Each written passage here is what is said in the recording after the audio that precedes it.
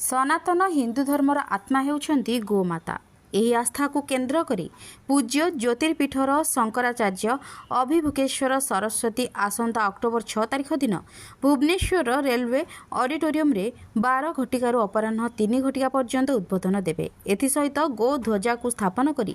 ଗୋମାତାକୁ ରାଷ୍ଟ୍ରୀୟ ମାତାର ସମ୍ମାନ ଦେବେ ଏବଂ ଆଜିଠାରୁ ଅଯୋଧ୍ୟାରେ ଏହି ଯାତ୍ରାର ଶୁଭାରମ୍ଭ ହେଉଛି ବୋଲି ଆଜି ମାଛୁଆ ବଜାରସ୍ଥିତ ଶଶିକଳା ପ୍ୟାଲେସଠାରେ ଆୟୋଜିତ ସାମ୍ବାଦିକ ସମ୍ମିଳନୀରେ ଜ୍ୟୋତିର୍ପୀଠ ଶଙ୍କରାଚାର୍ଯ୍ୟ ଓଡ଼ିଶା ପ୍ରଭାରୀ ବ୍ରହ୍ମଚାରୀ ଶଙ୍କରାଚାର୍ଯ୍ୟ ସୂଚନା ପ୍ରଦାନ କରିଛନ୍ତି। ଏଥିସହିତ ରାଜ୍ୟ ଗୋ ସୁରକ୍ଷା ବାହିନୀର ରାଜ୍ୟ ସଭାପତି ଆଇନଜୀବୀ ସୁରେଶ କୁମାର ପଣ୍ଡା ତାଙ୍କ ବକ୍ତବ୍ୟରେ ପ୍ରଥମତଃ ଗୋମାତାଙ୍କ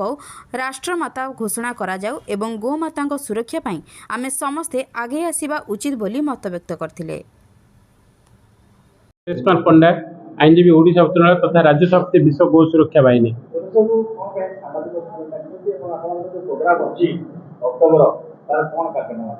आज देखु सारा राष्ट्र रे गोमाता को राष्ट्रमाता घोषणा उद्देश्य समस्त गोसेवक समस्त हिंदुत्व कार्यकर्ता साधुसंत बुद्धिजीवी महल विराट बड़ आंदोलन सृष्टि होता कार्य को समाधान करने उद्देश्य 4 शंकराचार्य निर्देश क्रमे आसंता 6/10/2024 भुवनेश्वर ठारे एक आयोजन कराई गोमाता को राष्ट्रमाता घोषणा करने उद्देश्य आपण मैंने जानी शंकराचार्य निर्देश क्रमे भारत परिक्रमा सन्थ शिरोमणि महाराज जी शंकराचार्य पदयात्रा आरंभ कर जो पदयात्रा समस्त साधुसंत बुद्धिजीवी गणमाध्यम समस्त को एक करी गोमाता को राष्ट्रमाता घोषणा करने उद्देश्य आगे आसी एक स्रोत जो स्रोत में अनुरोध करी राज्यर समस्त गुणमान बुद्धिमान बुद्धिजीवी एवं समस्त वर्गर हिंदू गोमाता को सुरक्षा उद्देश्य आम एक होगा गोमाता को राष्ट्रमातार घोषणा करागले आईनगत भाव में निश्चित भाव गोटे परिवर्तन आसो जो परिवर्तन कि गोमाता प्रति जो निष्ठुरता होची जो अमानसिकता होची आईन एवं सत्वे अण हिंदू संप्रदायर गोमाता को हत्या करने उद्देश्य दिन राति अहनिशी गो चालाण होउची गोमाता हत्या करी गोमांस चालाण होउची पुलिस निष्क्रियता साजुची एवं किसी नेतृस्वत व्यक्ति माध्यम गो हत्या दिन दिन वृद्धि पाए जोटा कि भारत वर्षा जी गोहीन होगापाई बसी भारत में गोहित जगत कल्याण गोमाता विश्व प्राणीर प्राण गोवंश चलीगले केवल हिंदूर क्षति हेनी सारा मानव समाज नष्ट हो उद्देश्य साधु सन्त बुद्धिजीवी जो हार आगे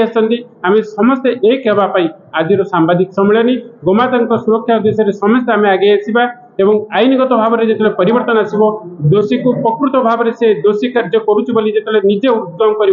बेआईन गोचालाण बंद होगा सहित गोमाता सुरक्षा निश्चित भाव उद्देश्य रखी सन्त शिरोमणि जगतगुरु शंकराचार्य 4 धामर आगे आसती आम आज सांबादिक सम्मेलन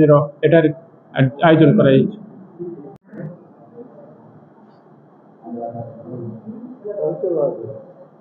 ब्रह्मचारी चित प्रकाश ज्योतिर्पीठ शंकराचार्य ओडिशा प्रभारी तथा गो ध्वज स्थापना भारत यात्रार ओडिशा राज्यर संयोजक। जय जगन्नाथ। समस्ते जानिथिबे आम सनातन हिंदू धर्मर आस्था गोमाता जो गोमाता को केंद्र करी भारत स्वाधीनता हैला स्वाधीनता हवा परे मध्य राजगादी रे आसीन होइतिबा समस्त राजगादीर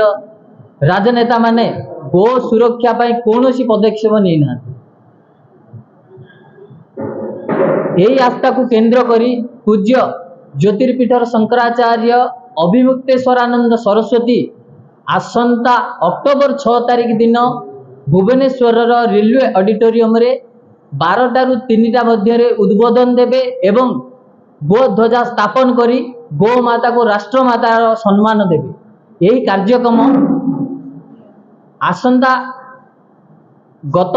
माघ मेलार प्रयागराज रे एक गो सांसद अधिवेशन हो जाइछि। गो सांसद अधिवेशन परे मार्च 14 ठारू मार्च 28 पर्यंत वृंदावन सांसद भवन को पदयात्रा होइतिला। पदयात्रा से स्थान को होइतिला जो स्थान रे 1966 मसीह पूज्य करपात्री जी नेतृत्व रे जो आंदोलन होइतिला से आंदोलन रे हजार हजार लक्ष लक्ष गो भक्त एवं साधु संतकर बलिदान होइतिला। यही आंदोलन को उज्जीवित करी पूज्य गोपाल मणिजी महाराज प्रति वर्ष सेठारे पंचामृत स्नान आदि करि आसुतिले एवं एई आंदोलन को उज्जीवित करिया पई चारिपीठर शंकराचार्यंकर सहमति रे गो माता को राष्ट्रमातार सम्मान दबा पई पूज्य ज्योतिर्पीठर शंकराचार्य वृंदावन रु दिल्ली को खाली पादरे यात्रा करिसेंती। आपण माने देखिले भी विश्वास करि परिबेनी, पादरु छेल्ला उतरी जाउची, रक्त बोही जाउची पूज्य गुरुजी कर गो माता को राष्ट्रमाता रे परिणत करिबा पई। एवं द्वितीय अधिवेशन आमर दिल्ली रे गो सांसद दिल्ली रे होइतिला एवं सेही सांसद रे पारित होइतिला जे प्रत्येक राज्यर राजधानी रे गो ध्वजा स्थापन करिबा एवं गो भक्त मानकु उद्बोधन दबा, सम्मान दबा। एही क्रम रे आसंता काली ठारू अयोध्या रे एही यात्रा आरंभ हेउची। सेही क्रम रे ओडिशा रे अक्टोबर 6 तारिख दिन आसी पहुंचबे पूज्य गुरुदेव। रेलवे ऑडिटोरियम रे 12टा रु 3टा मध्य रे उद्बोधन देबे। समस्त गो भक्त एवं गो प्रेमी समस्त हिंदू भाई मानक आमे निवेदन करूचु आसंता अक्टोबर 6 तारिख दिन उपस्थित रही निजर सौभाग्य एवं गो माता को प्रति थिबा निजर सम्मान को